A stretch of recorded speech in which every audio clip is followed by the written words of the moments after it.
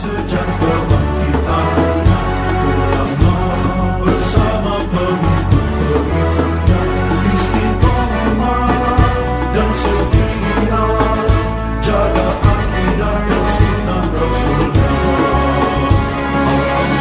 Alhamdulillah segala puji baginya, ulama bersama pengikut-pengikutnya istiqomah dan setia menjaga agama manusia dan bangsa.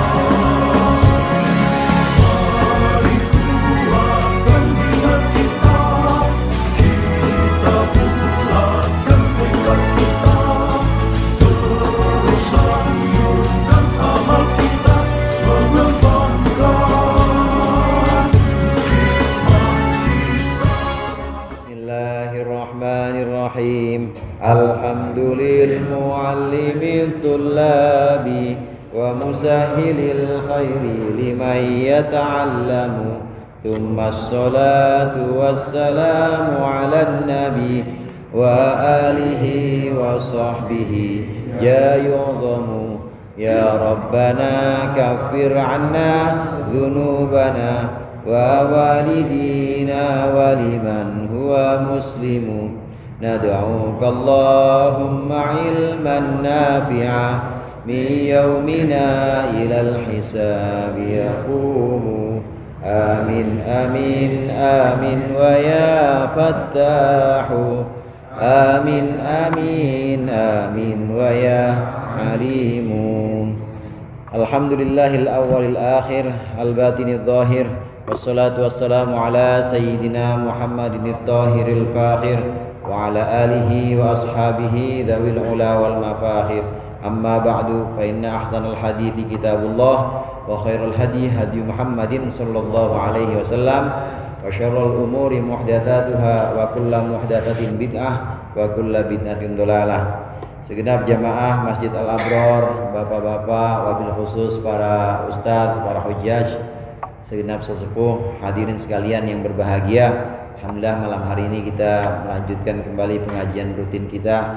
Mudah-mudahan hadirnya kita di sini mendapat ridha Allah. Apa yang akan kita baca dan apa yang kita pelajari menjadi ilmu yang bermanfaat fid dunya wal akhirah. Amin ya rabbal alamin. Pembahasan kita sudah sampai pada surat As-Saffat. Surat As-Saffat yang akan kita baca adalah surat As-Saffat ayat 154 atau 155.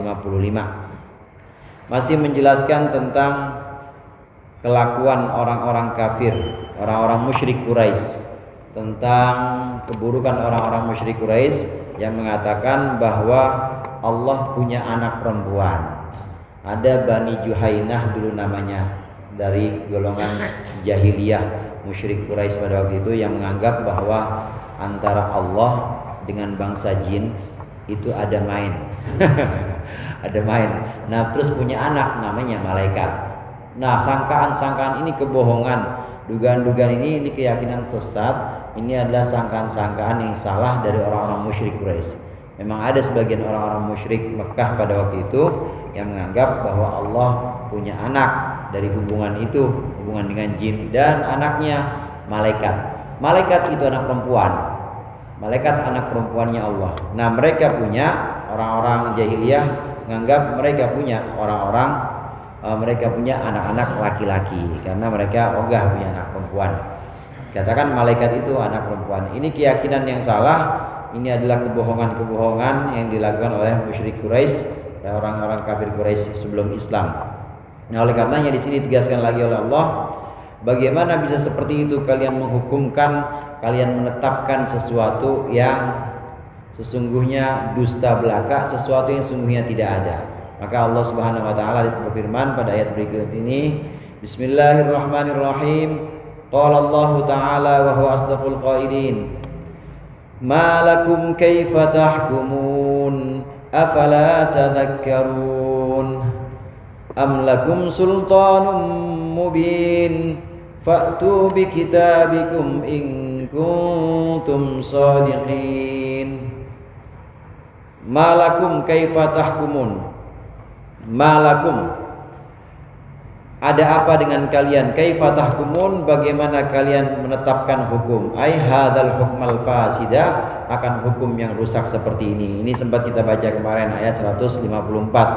Ada apa dengan kalian? Kenapa kalian menetapkan sesuatu yang rusak, menetapkan sesuatu yang merupakan kerusakan atau sesuatu yang merupakan kebohongan? Jadi udah tahu mereka nggak suka anak perempuan. Nah, anak perempuan yang mereka tidak suka itu kemudian dinisbatkan kepada Allah. Ini kan hukum yang jelek. Jadi kalau yang jelek-jelek dikasih orang, yang cakep buat kita, itu kan namanya hukum yang jelek. Orang musyrik Quraisy pada waktu itu, yang jelek-jelek dikasih buat Allah, anak perempuan. Itu menurut mereka ya, bukan, Islam tidak mengatakan anak perempuan itu jelek, tapi mereka menganggap anak perempuan jelek, yang jelek-jelek dikasih orang.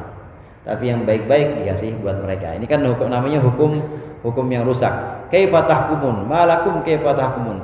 Bagaimana bisa kalian memberikan hukum yang sedemikian rusak, yang sedemikian hukum bias, hukum yang tidak fair? Afala tadakkarun? Apakah kalian tidak berpikir? Bidghamita fidzal annahu ta'ala munazzahun anil walad. Apakah kalian tidak berpikir bahwa sungguhnya Allah disucikan anil waladi, dari anak. Sungguh Allah disucikan dari anak. Lam yalid walam yulad. Allah tidak beranak dan juga Allah tidak diperanakan. Allah wajibul wujud. Allah zat yang wajib wujudnya, tidak didahului oleh sesuatu. Tidak didahului oleh sesuatu, ini istilah lainnya qadim, saudara. Nah, kalau kita hadis, Allah ini bersih dari semua sifat-sifat yang dikatakan oleh orang-orang kafir, bahwa Allah punya anak, atau Allah menurunkan anak, atau Allah berasal dari sesuatu, berasal dari yang sebelumnya. Karena qadim itu artinya dahulu. Qadim tidak diawali oleh apapun, itu yang namanya qadim. Allah ini pasti qadim, dan Allah ini tidak didahului oleh sesuatu. Nah, selain itu juga Allah munazzahun anil walad. Allah disucikan dari anak. Maka afala tadakkarun, tidakkah mereka berpikir? Artinya di sini, tidakkah mereka menggunakan akal pikirannya untuk menyebutkan atau untuk menetapkan bahwa Allah itu disucikan dari segala macam hubungan atau nisbat bapak dan anak? Karena kalau ada hubungan itu, Pak, ada hubungan antara satu dengan yang lainnya, ini pasti tidak merdeka, nggak bebas. Orang kalau udah berdua, itu pasti diantara keduanya itu ada hubungan saling menentukan. Ya kalau nggak yang satu yang lemah, berarti pihak yang lain yang lemah. Kalau bapak sama anak sudah dinisbatkan atau sudah ada hubungan, itu berarti bapak itu membutuhkan anak. Kalau enggak sebaliknya, anak itu membutuhkan bapak. Itu pasti kalau ada hubungan seperti itu. Dan tidak bebas, tidak merdeka. Bapaknya bisa aja dipengaruhin sama anaknya. Jangan turunin hujan, Tuhan, jangan turunin hujan. Kenapa? Itu ada kesayangan saya, misalnya kata anaknya. Jadi kepengaruh sama anaknya. Maka Allah Maha Suci dari yang sedemikian ini. Allah Maha Suci dari hubungan dengan anak. Amlakum sultanum mubin? Apakah bagi kalian ada sultanum mubin, kekuatan yang nyata, hujjatun wadihatun, yaitu argumentasi yang jelas, bi anna lillahi waladan, bahwa sesungguhnya bagi Allah itu ada anak. Fa'tu bi kitabikum. Fa'tu, maka datangkanlah bi kitabikum, dengan kitab kalian, at-taurati faruni dzalika. At-taurati yakni Taurat. Faruni dzalika, maka beritakanlah kepadaku, dzalika fihi, dzalika akan adanya anak, fihi di dalam Taurat. In kuntum shodikin, jika ada kalian adalah orang-orang yang benar, fi qaulikum dzalika, dalam ucapan kalian yang demikian itu. Ini diantara syarih atau yang menjelaskan tafsir Jalalain, ada namanya Syekh Ahmad As-Sawi. Ini la'alla shawab, mungkin Imam Jalalain ketika menyebutkan fa'tu bi kitabikum at-Taurat, datangkanlah dengan kitab kalian yaitu Taurat, ini mungkin sebuah sabkul kolam atau sabqul qalam itu kekeliruan. Kenapa Taurat? Padahal yang diajak bicara ini mukhatabnya. Ini kita Al-Quran sedang membicarakan orang-orang kafir Quraisy. Kenapa ke orang-orang kafir Quraisy kok Taurat? Padahal orang-orang kafir Quraisy nggak punya kitab. Ada yang mengkoreksi atau menjelaskan kemungkinan ini adalah sabqul qalam atau kekeliruan yang tidak disengaja. Atau boleh juga orang-orang Arab dulu jahiliyah ini memang sudah mendapat pengetahuan kitab Taurat karena mereka pernah datang ke Syam. Syam itu sebagian juga ada yang agamanya Yahudi dan mereka juga dengar kisah-kisah, dengar cerita-cerita yang ada dalam Taurat. Bisa juga seperti itu. Maka oleh Allah ditantang. Hadirin sekalian, di sini ada 3 pembuktian.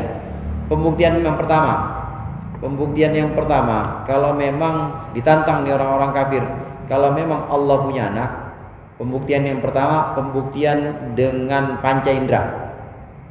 Apakah kalian menyaksikan? Al-antum syahidun. Apakah kalian menyaksikan? Pembuktian yang paling awal ini adalah pembuktian dengan panca indera yang disebut dengan persepsi indrawi. Dikatakan begitu. Kayak kita yang hadir di sini, saya yakin banget nih Bang Heru bener ya? Ada ya? Ini pembuktian pertama. Ini Ustaz Wito. Dia dong yang pakai kopi. Yang lainnya enggak. Ini pembuktian pertama pakai indera. Harus. Pembuktian pertama tuh harus pakai indera. Oleh karenanya ditantang oleh Allah. Apakah kalian melihat bahwa Allah itu punya anak laki-laki? Yang mana? Punya anak perempuan yang mana? Ini pembuktian pertama, tantangan pertama nggak bisa dijawab oleh orang-orang kafir. Kemudian yang kedua disebutkan di sini, afala tadakkarun. Tadakkarun ini pembuktian secara akal, secara akli. Ada pembuktian secara persepsi indrawi, secara indera. Ini sejadah, ini halus, ini karpet rada kasar, namanya pakai indera peraba, persepsi indrawi. Nah, ada lagi pembuktian dengan akal. Enggak semuanya bisa dicerna dengan indera. Tidak semuanya bisa ditangkap dengan indera, tapi ada yang hanya bisa ditangkap dengan akal. Contohnya, yang bisa ditangkap dengan akal 1 ditambah 1 2, itu kan akal.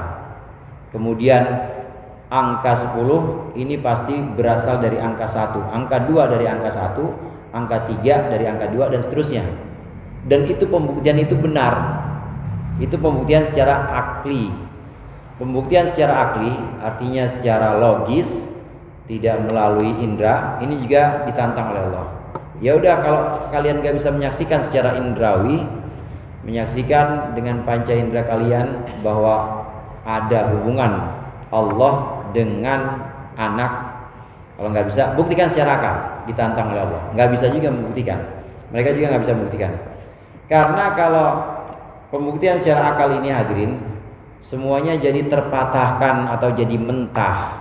Jadi mentah, alam semesta ini kan sudah terlanjur ada. Udah terlanjur ada. Kita juga sudah ada begini aja udah. Ini sebelum kita ada bapak kita.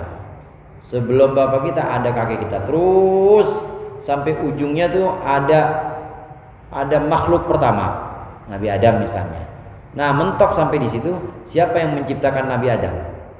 Menciptakan Nabi Adam itu siapa? Maka harus ada penciptanya. Akal ini namanya pembuktian akal. Akal itu selalu menetapkan bahwa mustahil sesuatu itu tanpa ujung. Mustahil, pasti ada ujungnya atau ada pangkalnya. Mustahil sesuatu itu terus-menerus begitu, itu tanpa pangkal, itu sebuah mustahil. Akal kita tidak akan menetapkan bahwa ya terus saja begitu, nggak berhenti, nggak mungkin. Pasti ada yang namanya pangkal dan ujung, itu pasti. Cara pembuktiannya, pembuktian akal antara lain dengan ini Pak. Bapak mungkin pasti kenal istilah tengah ya. Tengah. Kita bisa memastikan tengah. Saya ada di tengah siapa nih? Ada konsep tengah atau kata tengah yang kemudian ada di pikiran kita sebagai konsep tengah. Itu kan udah ada dalam pikiran kita. Konsep tengah ini ada karena memang ada pangkal dengan ujung. Ini membuktikan pasti ada ujung, pasti ada pangkal. Akal selalu begitu. Akal selalu memastikan pasti ada ujung dan ada pangkal. Nggak mungkin terus Nabi Adam ada lagi terus nggak berujung, nggak. Pasti ada ujungnya atau ada pangkalnya. Nah, pangkalnya ini harus sesuatu yang sifatnya wujud dan tidak bergantung oleh siapapun. Nah, inilah yang disebut dalam ilmu tauhid disebut sebagai wajibul wujud. Orang yang wajib, yang zat yang wajib wujudnya dan wajib merdeka atau wajib bebas dari apapun. Karena dia adalah sebenar-benarnya sumber pertama. Nah, ini yang namanya pembuktian akliyah. Orang-orang kafir Quraisy secara kasat mata atau persepsi indrawi nggak bisa buktiin, secara akal atau rasional juga tidak bisa membuktikan bahwa Allah punya anak, nggak bisa membuktikan. Nah, kemudian pembuktian yang ketiga yaitu dengan kitab. Kalau akal ranahnya hadirin segala sesuatu yang pernah dia alami. Akal itu hanya bisa menghukumi sesuatu yang pernah dia alami. Kita pernah ngalamin warna hijau, kemudian kita pernah ngalamin pernah melihat warna putih, maka kemudian bisa membedakan ini warna hijau, ini warna putih. Biasanya hijau itu ada diambil atau bisa diambil dari warna yang ada pada daun-daun misalnya. Nah, terus itu semua diolah dari apa yang sudah pernah diterima oleh akal. Nah, ada hal-hal yang tidak diterima oleh akal, bukan tidak diterima, belum. Ada hal-hal yang belum pernah diterima oleh akal. Ini fungsinya wahyu, fungsinya para nabi membawa wahyu Al-Quran. Yang tidak atau yang belum pernah dialamin oleh akal, apalagi panca indera, belum pernah dialamin, yaitu kabar-kabar tentang hal-hal gaib seperti hari kiamat, termasuk juga tentang kitab dan wahyu. Itu adalah hal-hal gaib yang akal belum bisa mengakses itu. Akal belum bisa mencapai itu. Karena akal belum bisa mencapai itu, maka ada yang namanya kitab atau para rasul. Jadi 3 pembuktian ini secara indrawi ditantang oleh Allah. Mana buktinya Allah punya anak? Gak bisa orang kafir. Kemudian secara akli, buktinya apa? Kalau Allah itu punya anak, secara akal aja pasti tertolak. Kalau punya anak itu berarti tergantung atau bisa terpengaruh oleh anaknya, tertolak akal. Begitu juga ditantang dengan yang ketiga pembuktian. Kalau itu mana ada nggak wahyu atau kitab yang mereka terima? Dan kalau memang mereka percaya Taurat, lihat di Taurat, apakah di Taurat disebutkan bahwa Allah punya anak? Nah, ditantang tiga-tiganya, nggak sanggup orang-orang kafir Quraisy ini nyerah. Jadi Al-Quran ini punya sifat membungkam. Al-Quran punya sifat membuat lawan bicara atau musuh-musuhnya ini diam semuanya. Makjleb, jadi diam, nggak bisa membantah apa yang disampaikan Al-Quran. Ini 3 pembuktian.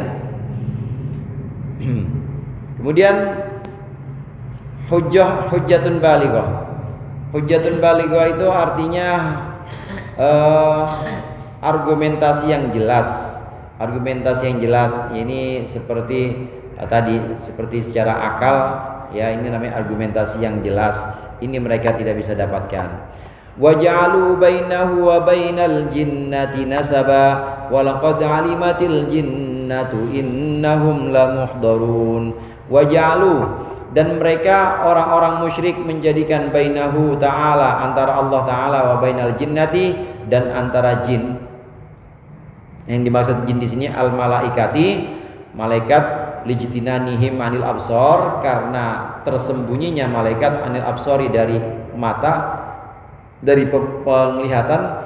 Mereka menjadikan nasab biqaulihim, dengan ucapan mereka innaha banatullah, bahwa sesungguhnya jinnah, bahwa sesungguhnya malaikat itu adalah anak perempuan Allah. Walaqad alimatil jinnatu, dan sungguh bangsa malaikat itu tahu bahwa sungguhnya innahum, bahwa sungguhnya orang-orang musyrik qaili dzalika, yaitu orang yang mengatakan Allah punya anak, sungguh lamuhdharun, akan diseret an-nar, ke dalam neraka. Yu'adzabuna fiha, mereka akan disiksa di dalam neraka. Masih melanjutkan ini, masih melanjutkan kelakuan orang-orang kafir. Jadi ada iltifat dalam Al-Quran itu saudara. Iltifat itu berpaling. Yang tadinya domirnya domir mutakallim, yang tadinya pakainya engkau, kemudian tahu-tahu pakai mereka. Yang tadinya pakai engkau, kemudian berubah jadi mereka. Dan ini sering terjadi dalam Al-Quran. Banyak dalam Al-Quran, namanya iltifat. Sebagian doa-doa juga seperti itu. Ada yang kadang-kadang tadinya nahnu kemudian jadi ana. Tadinya nahnu kemudian jadi saya, jadi ana. Ya, seperti Rabbana inni askantu min dzurriyyati. Rabbana, wahai Tuhan kami, inni askantu, sesungguhnya aku menempatkan min dzurriyyati, keluargaku. Tadinya Rabbana, Tuhan kami. Harusnya kalau Rabbana innana askanna, harusnya Rabbana, ya berarti pakainya na lagi, askanna, bukan askantu, bukan inni tapi inna. Nah di Al-Quran banyak yang seperti itu, nggak apa-apa, dan itu merupakan hal yang wajar dalam bahasa Arab. Jadi boleh Rabbana inni. Ada tuh yang sering kita baca di mana, di wirid atau zikir setelah sholat itu Ilahi anta maulana, subhanallah. Boleh, nggak usah diganti ilahana mau anta maulana, nggak usah juga, karena emang kadang-kadang begitu. Ilahi anta maulana. Emang kalau kalau disama-samain bisa aja ilahana anta maulana, boleh, atau ilahi anta maulaya. Tapi kalau mau ngikutin orang tua kita dulu, ilahi anta maulana, nggak salah. Jadi jangan terus nyalahin, nggak. Ilahi anta maulana itu benar dan biasa dalam bahasa Arab seperti itu. Ilahi anta maulana. Rabbana inni askantu. Ini ada yang seperti ini. Jadi diubah, yang tadinya kami jadi saya, atau sebaliknya saya jadi kami. Nah, ini ada iltifat dalam ayat 158 ayat 158 ini berpaling. Yang tadinya ayat sebelumnya 157 pakainya kalian, ini kemudian jadi mereka. Coba kalian datangkan bukti-bukti yang 3 itu, pakainya kalian. Nah, tapi di ayat berikutnya mereka orang-orang musyrik itu menjadikan antara Allah dan malaikat ada hubungan. Yang tadinya kalian jadi mereka. Iltifat ini berpaling dari mukhatab kalian kemudian jadi mereka. Ini sebenarnya merupakan tamparan keras untuk mereka. Artinya orang-orang musyrik adalah orang yang tidak layak diajak ngomong. Jadi nggak layak diajak dialog. Ya, diajak dialog suruh mendatangkan 3 bukti aja nggak bisa. Ya akhirnya ada iltifat di sini, maka digunakan domirnya bukan domir mukhatab lagi, tapi domirnya domir ghaib, berpaling. Dan ayat di Al-Quran disebutkan juga di bagian lain, la yukallimuhumullahu yaumal qiyamah wa la yanzuru ilaihim. Allah Subhanahu wa taala tidak mau ngomong kepada orang-orang musyrik dan tidak mau ngelihat orang-orang musyrik. Maka di sini iltifat yang tadi saya katakan di ayat 157, yang tadinya kalian datangkan bukti-bukti akal dan bukti-bukti kitab. Nah, kemudian di ayat 158 bukan kalian lagi, mereka jadinya. Ini untuk menampar mereka bukan orang yang layak diajak diskusi. Diajak diskusi juga nggak ada yang bisa nggak ada yang bisa memberikan argumen, maka digunakan mereka. Iltifat biasa dalam Al-Quran. Mereka menjadikan antara Allah dan antara malaikat itu ada hubungan. Hadirin sekalian, jinnah di sini ditafsirkan oleh Imam Jalalain malaikah. Kenapa malaikat disebut dengan jinnah? Ini dari kata junnah, jadi ijtanna itu artinya nggak terlihat, biasanya ketutupan. Kata jinnah itu sesuatu yang tertutup. Oleh karenanya cabang bayi yang dalam perut namanya janin. Kenapa janin? Karena ketutup, nggak kelihatan. Sesuatu yang buat melindungi diri kita namanya junnah. Junnah itu perisai. Junnatun. Junnah bikin kita nggak kelihatan. Bikin kita nggak kelihatan, sebagian badan kita dilindungi, namanya junnatun. Kemudian bangsa atau makhluk yang nggak kelihatan jinnatun namanya. Termasuk di sini malaikat kadang disebut sebagai jinnatun, jin juga kadang disebut jinnatun karena nggak kelihatan. Junnatun perisai karena memang menghalangi badan kita, jadi badan kita nggak kelihatan. Jinnatun malaikat atau jin karena memang nggak kelihatan. Janin itu juga nggak kelihatan karena ketutupan sama perut ibunya. Ini dari akar kata yang sama. Biasanya memang seperti itu. Akar kata Arab kalau mirip dia nggak jauh-jauh. Dia pasti minimal ada kesamaan, ada kemiripan biasanya. Jinnatun, junnatun, janin. Ada lagi jannah, jannatun. Jannatun artinya apa, Bang Heru? Surga. Surga nggak kelihatan juga, belum kelihatan sekarang. Maka disebut jannatun. Dari akar dari akar kata yang sama. Dalam hampir kebanyakan bahasa Arab seperti itu. Ada lagi misalnya kata ro, jim, lam. Rojulun. Rojulun artinya laki-laki. Itu kalau harokatnya kita ubah, rojulun harokatnya kita ubah, roknya pakai kasroh, jimnya sukun, jadinya rijlun. Rijlun apa? Rijlun kaki. Rijlun itu kaki. Rojulun laki-laki, rijlun kaki. Apa hubungannya laki-laki dengan kaki? Hubungannya biasanya orang laki-laki langkahnya panjang, tukang ayat biasanya.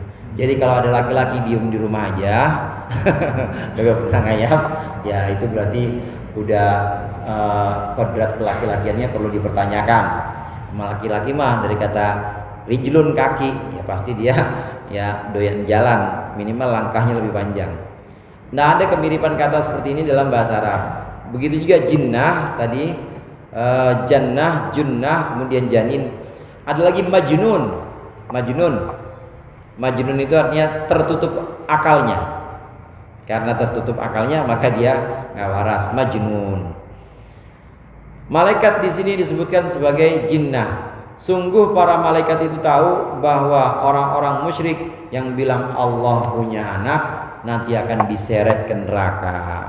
Walaqad alimatil jinnatu, ini artinya malaikat tahu bahwa orang-orang musyrik itu berbuat kebohongan, menetapkan sesuatu yang sifatnya dusta, dan malaikat tahu bahwa mereka akan, ini orang-orang musyrik yang mengatakan Allah punya anak, ini akan dihadirkan ke neraka dan akan disiksa di sana, disiksa di dalam api neraka. La muhdharun. Subhanallah, subhanallah amma yasifun, illa ibadallahil mukhlisin. Illa ibadallahil mukhlisin. Subhanallah, tanzihan lahu, maha suci Allah, tanzihan lahu sebagai satu yang sifatnya mensucikan Allah, amma yasifun, dari apa-apa yang disifati oleh orang kafir. Bi anna lillahi waladan, bahwa sungguhnya Allah memiliki anak. Maha suci Allah dari sifat yang diungkapkan oleh orang-orang musyrik. Illa ibadallahil mukhlisin, kecuali hamba-hamba Allah yang ikhlas, ayil mu'minin, artinya orang-orang mukmin. Istisna'a munqati, ini istisna munqati, jadi beda antara orang musyrik dengan orang mukmin, tentu beda.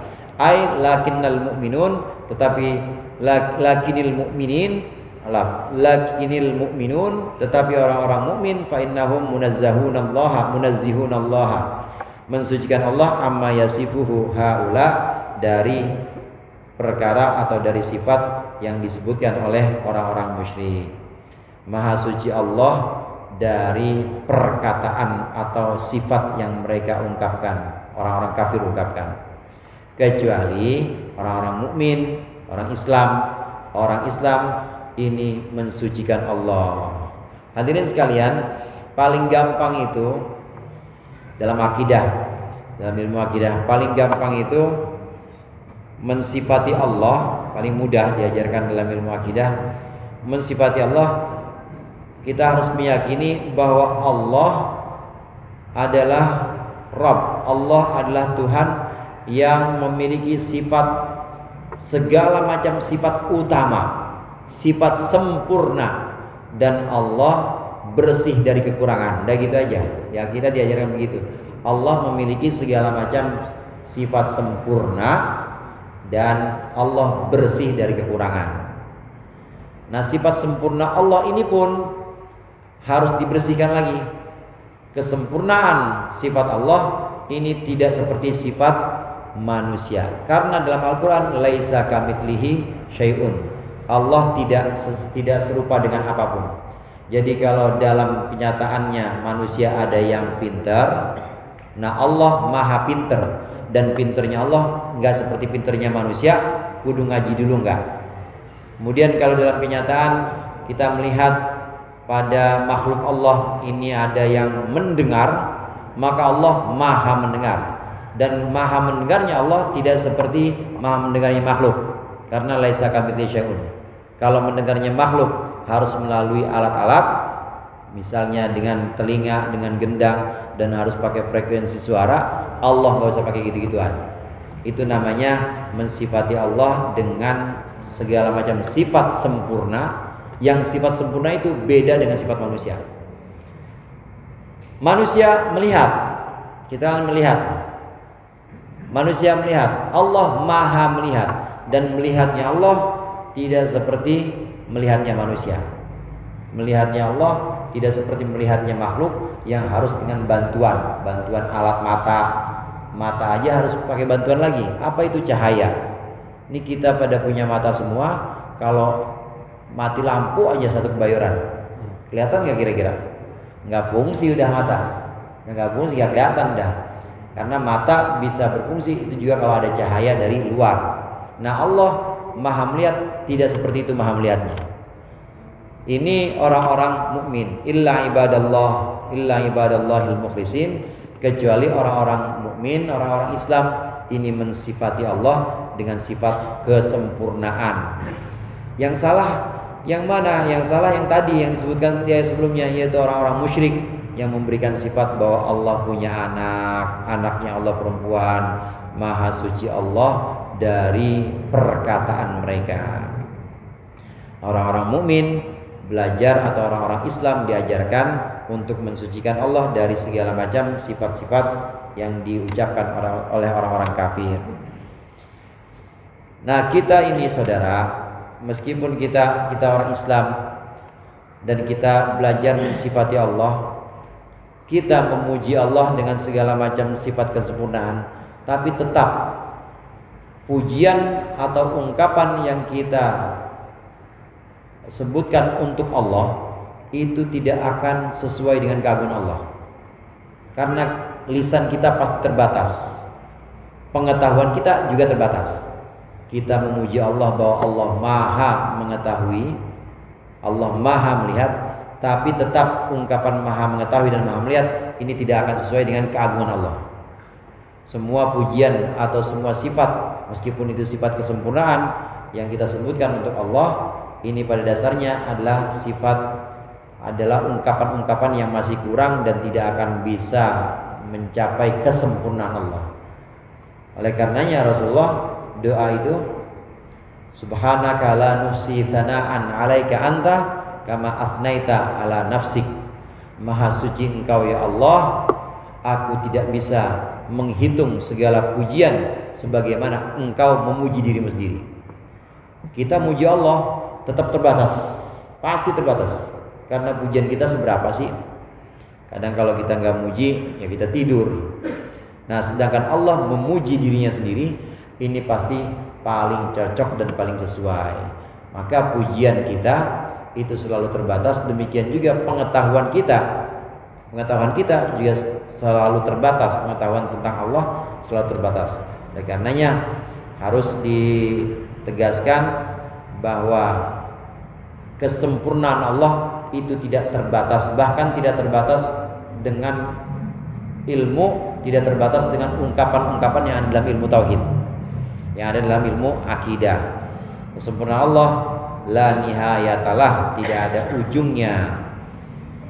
Fa innakum wa ma ta'budun, fa innakum wa ma ta'buduna ma antum alaihi bifatinin illa man huwa shalil jahim. Fa innakum, maka sungguhnya kalian, wa ma ta'buduna, dan berhala-berhala yang kalian sembah, minal asnami, maksudnya berhala ma antum alaihi ala ma'budikum, tidaklah kalian atas sesembahan kalian tersebut. Wa alaihi mutafaqun biqaulihi bifatinin ini menyesatkan ahadan menyesatkan satu orang pun illa man huwa shalil jahim, kecuali orang yang memang masuk neraka jahim fi ilmillahi dalam ilmunya Allah taala. Sesungguhnya orang kafir meskipun dia melakukan kemusyrikan, menyembah berhala dan ini banyak pengikutnya, tetap tidak akan bisa menyesatkan orang-orang kecuali orang-orang yang memang sudah sesuai dalam pengetahuan Allah bahwa dia bakal masuk neraka. Pengetahuan Allah azali sifatnya. Jadi Allah tahu bahwa si fulan ini bakal menyembah berhala, bakal ikut mereka. Dan itu sifatnya azali. Pengetahuan Allah itu tidak ada pengetahuan sekarang, besok, kemarin, nggak ada. Allah tahu blek, semuanya itu Allah tahu. Dan yang dalam pengetahuan Allah itu yang akan terjadi. Ilmunya Allah yang demikian, yang dalam azali, ini sudah ketahuan si fulan bakal ikut orang-orang musyrik menyembah berhala. Udah itu aja, sebatas itu aja yang bisa disesatkan oleh orang-orang musyrik. Tidak akan bisa.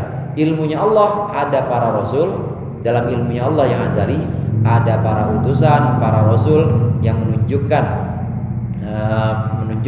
umatnya diberikan misi nubuah atau misi kenabian. Ini dalam ilmunya Allah ya, mereka membawakan hidayah atau membawakan risalah. Nggak mungkin yang membawakan risalah ini akan ikut-ikutan, nggak mungkin. Karena dalam ilmunya Allah memang dialah para nabi yang membawa petunjuk. Dalam ilmunya Allah sudah mengetahui bahwa para nabi inilah yang menunjukkan kaumnya, mustahil bisa disesatkan oleh orang-orang ini. Ini ilmunya Allah. Oleh karenanya disebutkan di sini illa man huwa shalil jahim. Sebanyak apapun kalian kelompok orang-orang musyrik, itu tidak akan bisa menyesatkan kecuali orang yang memang udah jatahnya masuk neraka. Itu aja. Jadi kita juga nggak perlu khawatir, saudara. Artinya nggak perlu khawatir. Viral apapun, sepopuler apapun kesesatan, tetap yang akan disesatkan itu hanya orang-orang yang memang sudah Allah takdirkan sesat.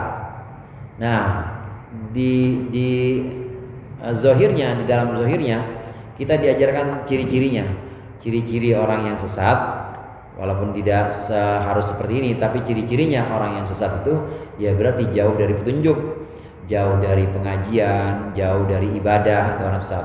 Yang akan sesat yang begitu-gitu aja. Nah, yang diamnya di masjid insya Allah nggak sesat.